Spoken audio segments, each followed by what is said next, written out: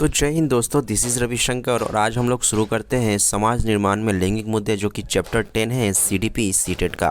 और मैं बता दूं, यहाँ पे लिखा है कि पिछले वर्षों में हुई सीटेट परीक्षा के प्रश्न पत्रों का विश्लेषण करने से हमें ये ज्ञात होता है कि इस अध्याय से वर्ष 2011 में एक प्रश्न, 2012 से 3 प्रश्न, 2013 में एक प्रश्न, 2014 में एक प्रश्न, 2015 में 2 प्रश्न तथा वर्ष 2016 में 2 प्रश्न पूछे गए हैं।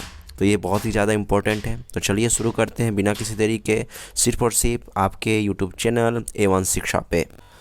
लिखा है कि छात्र एवं छात्राओं के बीच लैंगिक प्रभाव को कम करने के लिए उपयुक्त उपाय है। पहला, छात्राओं को छात्रों के समान अधिकार देना। दूसरा, छात्राओं को छात्रों के समान कार्य के समान अवसर उपलब्ध कराना। तीसरा, छात्राओं को छात्रों के समान शैक्षिक योग्यता का समानता उपलब्ध कराना। या इसमें लिखा है केवल ए, केवल बी, केवल सी या ये सभी। तो मेरे हिसाब से इसका सही जवाब होगा ये सभी। लिखा है कि विज्ञान के प्रयोगों में सामान्यतः लड़के उपकरणों का नियंत्रण अपने हाथों में लेते हैं और लड़कियों से आंकड़ों का रिकॉर्ड करने अथवा बर्तनों को धोने के लिए कहते हैं। ये प्रवृत्ति ये दर्शाती है कि लड़कियां नाजुक होने के कारण ऐसे काम करना पसंद करती है जिनमें ऊर्जा की खपत कम होती है।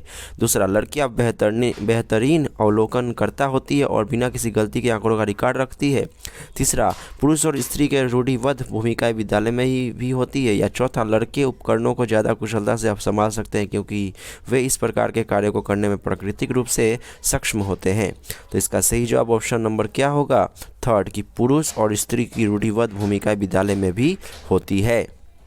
लिखा है कि विद्यालय में लैंगिक भेदभाव को दूर करने के लिए शिक्षकों को क्या नहीं करना चाहिए जो इस भेदभाव को बढ़ावा देता है। पहला, शिक्षकों को लैंगिक भेदभाव दूर करने के लिए पूर्वाग्रह या रूढ़िबद्ध धारणाओं को दूर रखना चाहिए। दूसरा, कक्षा में लड़कों और लड़कियों के साथ समान व्यवहार करना चाहिए। तीसरा, लड़कियों को खेल एवं गणित विषयों के प्रति प्रोत्साहित नहीं करना चाहिए। चौथा, लड़के एवं लड़कियों उनकी रुचि के अनुसार करियर चुनने की सलाह देना चाहिए। तो इसका सही जवाब होगा ऑप्शन नंबर थर्ड, कि ये कौन सा स्टेटमेंट भेदभाव को बढ़ावा देता है। तो ये है लड़कियों को खेल एवं गणित विषयों के प्रति प्रोत्साहित नहीं करना चाहिए। ये क्या है? गलत स्टेटमेंट है। आगे बढ़ते हैं। लिखा है कि पुरुष स्त्रियों की अपेक्षा ज़्यादा बुद्धिमान होते हैं। यह कथन है, सही हो सकता है। दूसरा, लैंगिक पूर्वाग्रह को प्रदर्शित करता है। तीसरा, बुद्धि के भिन्न पक्षों के लिए सही है। या चौथा सही है। तो इसका सही जवाब होगा लैंगिक पूर्वाग्रह को प्रदर्शित करता है। और यहाँ पे डिस्क्रिमिनेशन की बात हो रही है, यानी कि लड़के और लड़कियों में क्या किया जा रहा है? अंतर किया जा रहा है, जो कि क्या है? सरासर गलत है। तो इसका सही जवाब क्या होगा? Option number second. लिखा है स्त्रियों का हस्तलेखन पुरुषों की अपेक्षा अधिक अच्छा रहता है, जबकि पुरुष गणित एवं तर्क योग्यता में अधिक योग्य होते हैं। यह कथन क्या है? पूर्ण सत्य है। लैंगिक पूर्वाग्रह को दर्शाता है। तीसरा, प्रगतिशील चिंतन को दर्शाता है। या चौथा, बौद्धिक योग्यता के संदर्भ में सत्य है। तो इसका सही जवाब होगा लैंगिक पूर्वाग्रह को दर्शाता है, यानी कि यहाँ भी जेंडर डिस्क्रिमिनेशन की बात की जा रही है, जो कि क्या है? सरासर गलत है। लिखा है कि लड़कियों को घर के कामकाज में अधिक ध्यान देने के लिए कहना को देश को दर्शाता है। रूढ़िबद्धता, प्रगतिशील चिंतन, मनोवैज्ञानिक चिंतन या मनोवैज्ञानिक प्रवृत्ति। तो इसका सही जवाब होगा ऑप्शन नंबर फर्स्ट, रूढ़िबद्धता। रूढ़िबद्धता का मतलब होता है कि एक ऐसा पुरानी विचारधारा जिसमें कि पुराने रीति रिवाजों को क्या किया जाता है? माना जाता है, वो रूढ़िबद्धता होता है। लिखा है कि छात्राओं से लैंगिक भेदभाव का प्रतिकूल प्रभाव निम्नलिखित में से किस पर पड़ता है? उनके सामाजिक उत्थान पे। दूसरा, उनके सामाजिक दृष्टिकोण पे। तीसरा, उनके शैक्षणिक विकास पे। या ऑप्शन है केवल ए, केवल सी, केवल बी या ये सभी। तो इसका सही जवाब होगा ऑप्शन नंबर 4, ये सभी। यानी कि उनके सामाजिक उत्थान पे, उनके सामाजिक दृष्टिकोण पे, उनके शैक्षणिक विकास पे लैंगिक भेदभाव का प्रतिकूल प्रभाव पड़ता है। आप एक शिक्षक होने के नाते अपनी कक्षा की छात्राओं का शिक्षण कैसे करेंगे? पहला, कक्षा के छात्रों से अलग कर उन्हें घर के काम धंधों की जानकारी देना। दूसरा, छात्रों को सिलाई बुनाई के कामों में अधिक रुचि देने की सलाह देना है। तीसरा, सभी छात्र एवं छात्राओं को समान रूप से शिक्षण व्यवस्था करना। या चौथा, छात्राओं पर अवांछित टिप्पणी करके जिससे कि वो स्वयं को विशिष्ट ना समझे। तो इसका सही जवाब होगा ऑप्शन नंबर थर्ड, हम सभी छात्र एवं छात्राओं को समान रूप से शिक्षण व्यवस्था करेंगे।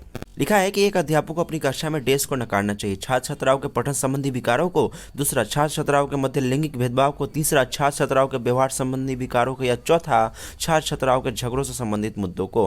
तो इसका सही जवाब होगा ऑप्शन नंबर सेकंड, छात्र छात्राओं के मध्य लैंगिक भेदभाव को। इसका जो सबसे मोस्ट बेस्ट स्टेटमेंट है ये सेकंड है।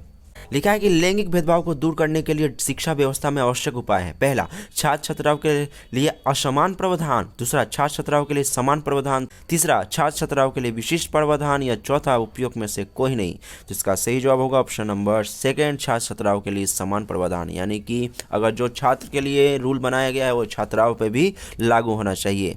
लिखा है कि छात्राओं के निजी संसार पर निम्नलिखित में से किसका प्रभाव पड़ता है। पहला, लैंगिक भेदभाव का। दूसरा, सामाजिक मान्यताओं का। तीसरा, परिवार में उनके स्थान का। केवल ए, केवल बी और सी या सभी। तो इसका सही जवाब होगा ऑप्शन नंबर फोर्थ, ये सभी। विद्यालय में लैंगिक भेदभाव के कारण छात्राओं की मनोदशा पर पड़ने वाला प्रभाव है। वे विद्यालय में प्रसन्न रहती हैं, वे विद्यालय जाने से कतराती हैं, पढ़ाई से उन्हें विरक्ति होने लगती है। या चौथा, उनका शैक्षिक विकास बेहतर होता है। तो लैंगिक भेदभाव के कारण छात्राओं की मनोदशा क्या होती है? उसका सही जवाब होगा ऑप्शन नंबर सेकेंड, वो विद्यालय जाने से क्या होती है? कतराने लगती। लिखा है कि भारत की 2011 की जनगणना में लिंग अनुपात 2011 की जनगणना के अनुसार 927 से घटकर 914 ही रह गया है। इसका सर्वाधिक प्रमुख कारण निम्नलिखित में से क्या हो सकता है? पहला, लैंगिक भेदभाव। दूसरा, स्त्री शिक्षा को बढ़ावा देना। तीसरा, स्त्री शिक्षा में कमी। या चौथा, स्त्रियों का खराब स्वास्थ्य। तो इसका सही जवाब होगा ऑप्शन नंबर फर्स्ट, लैंगिक भेदभाव, जो कि बहुत ही ज़्यादा गलत है। निम्नलिखित में से कौन सा कारक लैंगिक भेदभाव उत्पन्न करता है? पहला, सामाजिक कारक। दूसरा, सांस्कृतिक कारक। तीसरा, आर्थिक कारक। या चौथा, मनोवैज्ञानिक कारक। तो इसका सही जवाब क्या होगा? ए और बी, बी और डी, सी और ए, या ए बी सी और डी यानी चारों। तो इसका सही जवाब होगा option number fourth, A B C और डी, यानी कि सामाजिक कारक, सांस्कृतिक कारक, आर्थिक कारक और मनोवैज्ञानिक कारक लैंगिक भेदभाव को उत्पन्न करता है। तो दोस्तों, मिलते हैं नेक्स्ट वीडियो में इसके नेक्स्ट पार्ट के साथ। तब तक के लिए जय हिंद।